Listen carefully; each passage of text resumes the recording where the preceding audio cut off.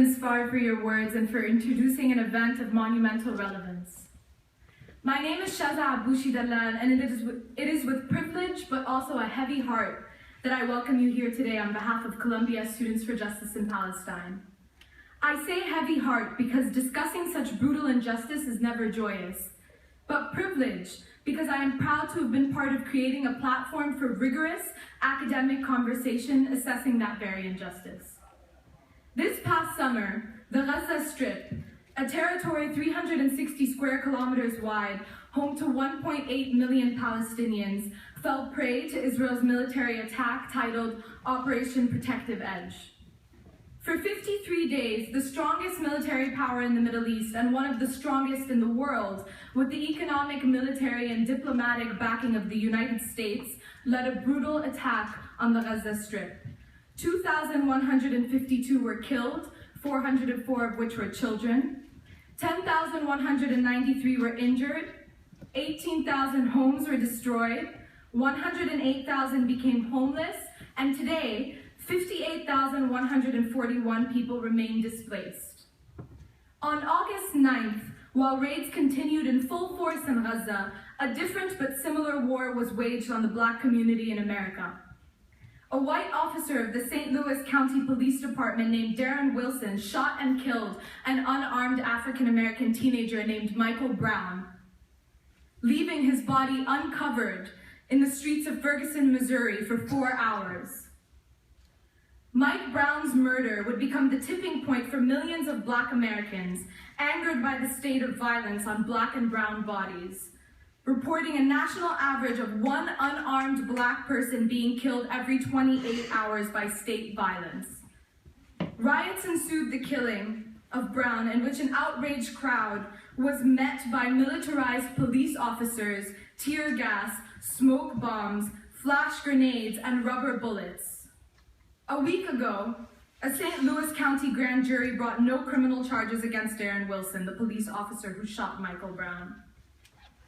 The world live streamed as two populations fell victim to racialized oppression, from Gaza to Ferguson. Now, one might think it effortless to stand against such systemic injustices, but history shows that that has been far from the reality for activist groups on campuses across the nation.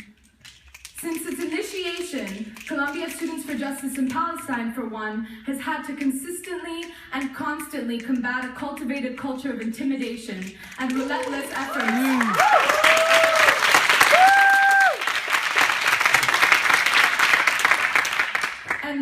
efforts to suppress Palestinian activism.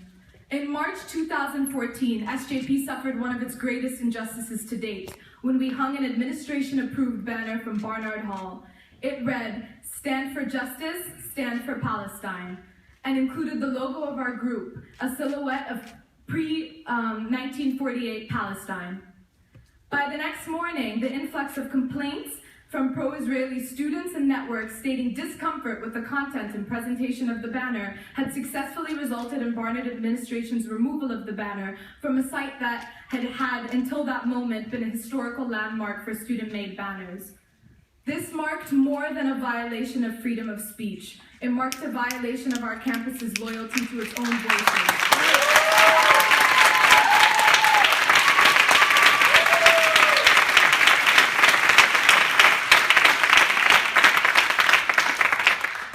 We are here today to discuss justice and Palestine, justice and Gaza, justice and Ferguson.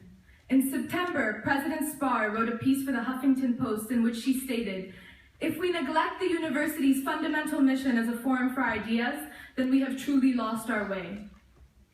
In a prestigious academic institution of intellectuals, young and old, it is never appropriate to silence discourse on justice, or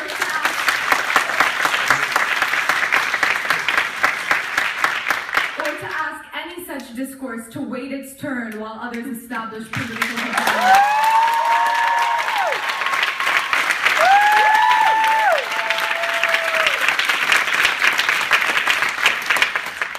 It is difficult to criticize systems of oppression on this campus.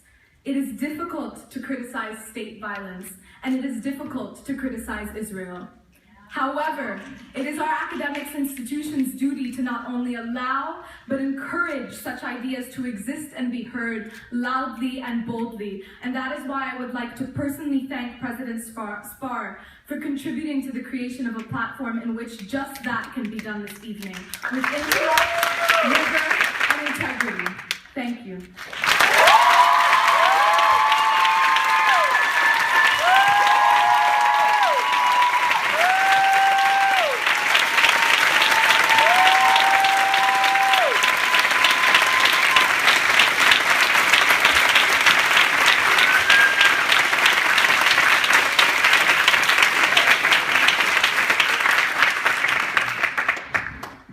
Thank you, Shezza, for that stirring speech. It is my honor to now present to you our panelists for today. Our first honorable panelist is Debora. He is currently serving as the director of the American Civil Liberties Union's Human Rights Program and is an adjunct professor at John Jay College for Criminal Justice. Prior to joining the ACLU in 2004, Jamil worked at Human Rights Watch, and before coming to the United States, he was a senior attorney with Adala, the Legal Center for Arab Minority Rights in Israel. He is a graduate of Tel Aviv University and NYU School of Law. Our second panelist, Nikhil Zink, is an associate professor of social and cultural analysis